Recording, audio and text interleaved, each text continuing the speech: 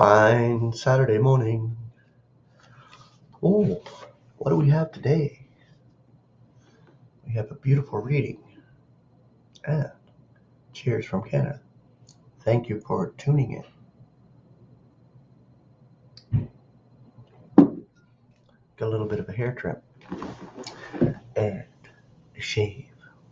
The barber shop I go to does the hot shave too. So, wow, I love that. Nice once in a while, especially springtime coming. Fishing season is on its way, which is awesome. I can't wait to be able to get out and enjoy some time away from work. I'm actually working 7 days a week driving that delivery dealie. It gets pretty tedious after a bit, but it gives me something to do, and I'm out every day. And I'm earning to keep this house afloat, to pay my portion of what I need to pay. The way things are today, you have to work. The whole house has to work, really. My son, Jacob, he's not working right now, but that's okay. He'll find his way. He's only 19. We're not too concerned about him because God is operating. We'll give him what is necessary in life for his individual walk and way through life. So that's a good thing. We're proud of our boy, and we're happy. We're happy for him. He's safe at home. We don't want him living on his own yet. And I don't think he's quite capable yet of doing things in that manner, but we'll see. Anyway, that's just a little bit of life things that are happening in my life. All right. From the observation deck of the celestial realm, coming to a celestial theater near you. The celestials learn through humanity. All right. In Ephesians 3:10, we read that now may be made known to the sovereignties and authorities among the celestials, through the ecclesia, which is the body of Christ, the multifarious wisdom of God, in accord with the purpose of the eons, which he makes in Christ Jesus our Lord. Okay, to learn the ways of God, the celestials have to go down to the potter's house. No one finds it easy to accept instruction from or through those of lesser rank, which is humanity. The celestials must humble themselves sufficiently to be taught of God through observing his dealings with humanity. And these dealings with humanity included the putting to death of his own son, the one who was the firstborn of every creature, the one whose headship celestials had challenged.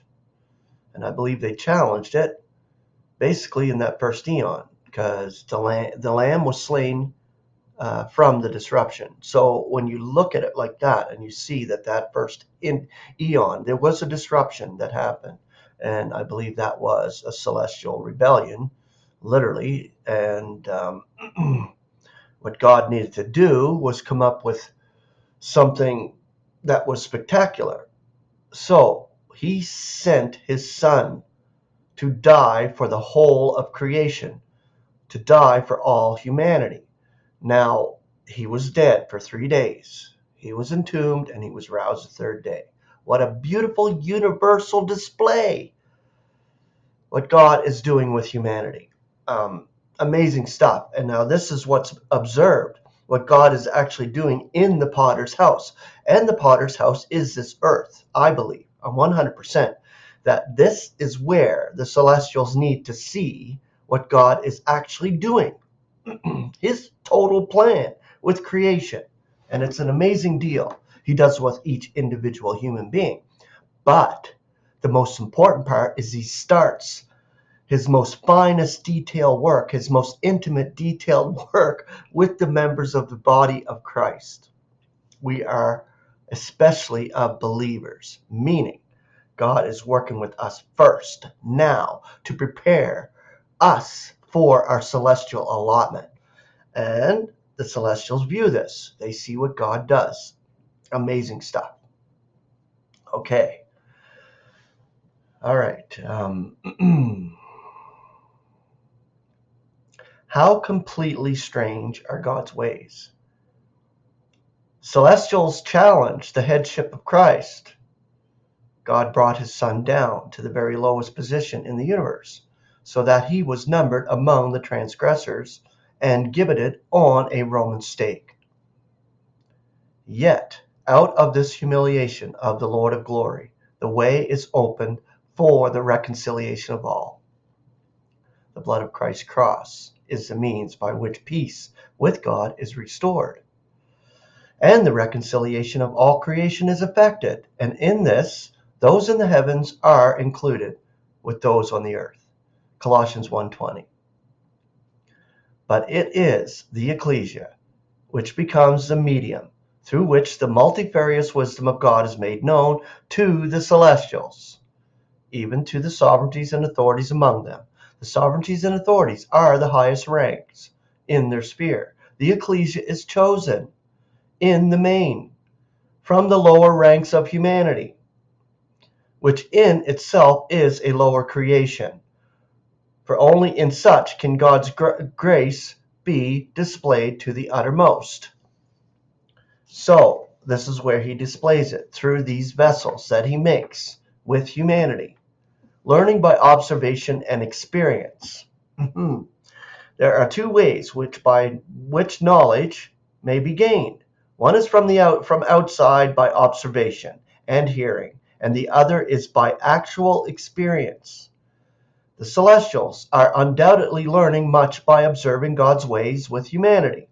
Humanity itself has certainly learned by experience what it means to be estranged from God, and even God's Son, who came in the form of humanity, but who gave no cause whatever for estrangement from his Father, nevertheless was made to experience the terrible pangs of such a position. He who once said, "I and the Father are one," John 10:30, was to learn in a most poignant way what the temporary disruption of that oneness would mean. Christ was by no means afraid of the physical pain associated with the crucifixion, nor was he frightened by the revelings of the mob or of the judgment of the rulers.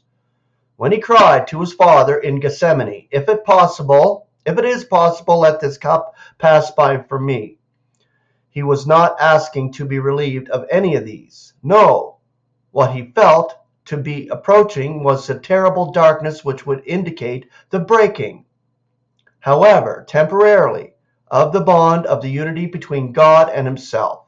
The darkness was unnatural. It came at noon, when normally the day would be at its brightest. The Son was carrying out his Father's will to the uttermost, and was entitled to receive the sunshine of the Father's smile. Instead, he experienced, for the one time in all eternity, the gloom of separation, and thereby learned the meaning of estrangement. He, the firstborn, voluntarily became estranged from God, his Father, thereby opening the way for the long estrangement of others to be ended in complete reconciliation. So as you can see, Christ was God's Son, the beloved, in whom the Father constantly delighted. There was nothing in Christ's action or conduct which would cause God to turn away from him. No, it was because God laid upon him the iniquity of us all. The one not knowing sin was made to be sin, and it was from this that God, in his absolute righteousness, turned away. Okay, Christ's obedience unto death is the next portion of this reading. So as you can see, the celestial realm has a beautiful view of what God is doing with humanity. Grace and peace. Have a beautiful Saturday.